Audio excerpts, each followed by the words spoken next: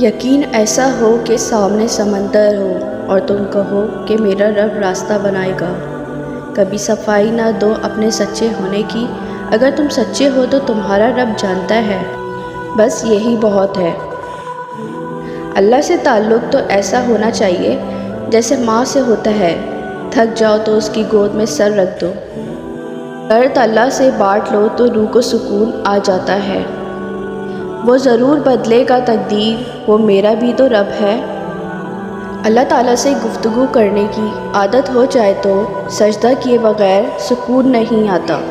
معجزے کرنا اللہ کا کام ہے، ہمارا کام بہت آسان ہے، دعا، صبر اور یقین۔ اپنے فیصلوں کو اللہ پر چھوڑ دو، مایوسی تمہیں چھوڑ دے گی۔ جو مل رہا ہے وہی تمہارے لیے بہتر ہے، تم نہیں جانتے لیکن دینے والا خوب جانتا ہے۔ اللہ تعالیٰ فرماتا ہے، تو میرا ہو کر تو دیکھ، سب کو تیرا نہ کر دوں تو کہنا۔ اللہ تعالیٰ اپنے بندوں کی تڑپ کبھی ضائع نہیں کرتا۔